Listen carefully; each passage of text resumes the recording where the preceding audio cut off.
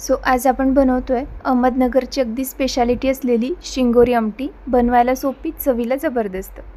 शिंगोरी आमटी बनवण्यासाठी इथे मी घेतला आहे एक मध्यम आकाराचा कांदा. कांदा चांगला असा भाजून घ्यायचा आहे आपल्याला. या आमटीची स्पेशालिटीच ती आहे की याच्यामध्ये कांदा खोबरं वगैरे पहिल्यांदा भाजून घेतात, त्याच्यानंतर आणखीन परतून घालतात. डायरेक्ट गॅसवर भाजायचा नसेल तर असा एखादा झारा घ्यायचा, जर जाळी वगैरे नसेल भाजायची तर त्याच्यासाठी, आणि त्याच्यावर भाजून घ्यायचा. कांदा भाजला की त्याच्यामध्ये मी घेतलं खोबरं.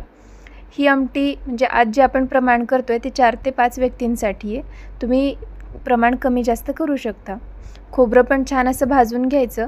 ते मला थोडंसं अवघड जातं झाऱ्यावर वगैरे भाजायला. मी डायरेक्ट गॅसवर भाजून घेतलं आता आपण पुढची तयारी करतोय. त्यासाठी इथे घेतलं मी पॅनमध्ये 2 चमचे हरभऱ्याची डाळ. आपल्याला या डाळी सगळ्या छान अशा भाजून घ्यायच्यात, चांगल्या लालसर खमंग भाजल्या पाहिजेत. तुम्ही याऐवजी या डाळी मिक्स करून शिजवून पण घेऊ शकता, पण भाजून घेतल्यानंतर जी छान चव उतरते त्याच्यासाठी डाळी भाजून घ्यायच्या. आणि ॲक्च्युली आमटी करताना पण म्हणजे ही जी स्पेशल आमटी आहे त्यात डाळी भाजूनच घालतात. हरभऱ्याची डाळ भाजून घेऊन काढली की त्यामध्येच मी घातली 2 चमचे मुगाची डाळ. मुगाची डाळ पण चांगली गुलाबीसर भाजून घ्यायची. ही पण डाळ आपण काढून घेऊया. त्यामध्येच घालायची परत 2 चमचे मसुरीची डाळ. तुम्ही हे जे डाळीचं मिश्रण आहे हे एकदाच छान असं दळून फ्रीजमध्ये ठेवू शकता. अगदी महिनाभर छान टिकतं आणि कधीही जर आमटी बनवायची असेल तर पटकन बनवता येते. सोबतच 1 चमचा उडदाची डाळ. उडदाची डाळ इतर डाळींपेक्षा थोडीशी कमी घालायची, म्हणजे उडदाच्या डाळीचा जो थोडासा उग्रपणा असतो तो आमटीला लागत नाही, पण चव मात्र छान येते. ती पण डाळ भाजून घेतली, काढून घेतली. आता पॅनमध्ये घेतलं मी 1 पळी तेल. त्यामध्ये घालायचे 8 ते 10 लसूणच्या पाकळ्या. लसूणच्या पाकळ्या थोड्याशा परतल्या की त्यामध्येच 1 दालचिनीचा तुकडा आणि 4-5 लवंग. यांना पण छान असं परतून घ्यायचं. त्यामध्ये मी घातलेत धणे 1 चमचाभर.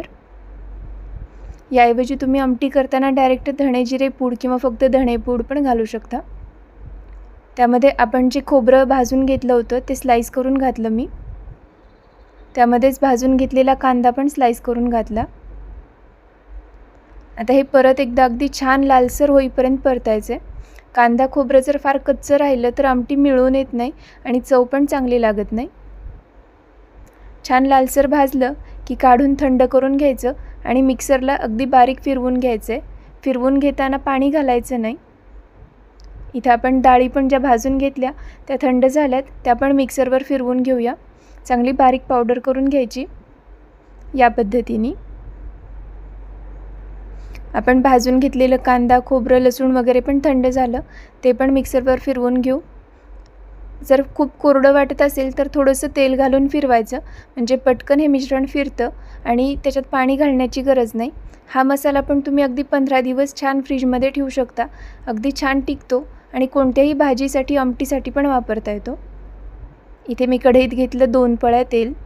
या आमटीसाठी थोडंसं असं तेलकट तिखट असते ही आमटी. चवीला खूप छान लागते. फार जर डाएट कॉन्शियस असाल तर मग ही तुम्हाला फार अशी खाता नाही येणार.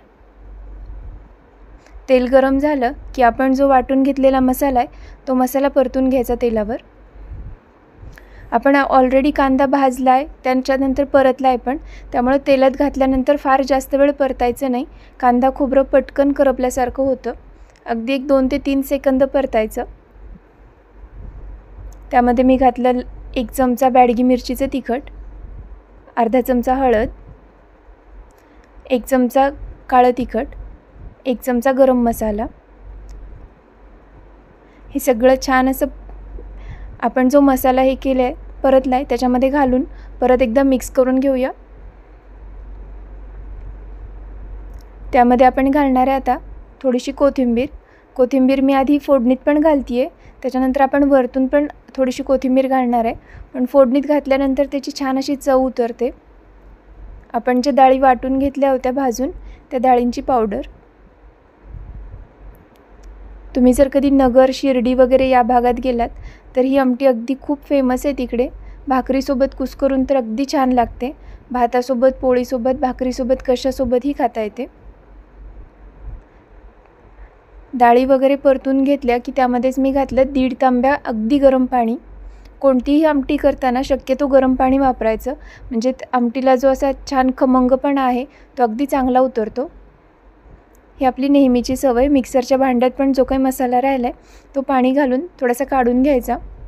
त्यामध्येच मी घातलं चवीनुसार मीठ. आमटी उकळायला लागली की थोडासा गूळ घालायचा.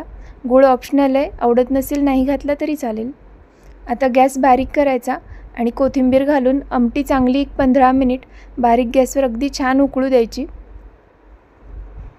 चवीला अगदी सुंदर होते.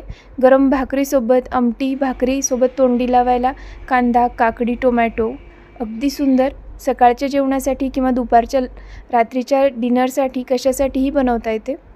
बनवून पहा. रेसिपी कशी वाटली नक्की सांगा. चॅनलला सबस्क्राईब करायला अजिबात विसरू नका. थँक्यू.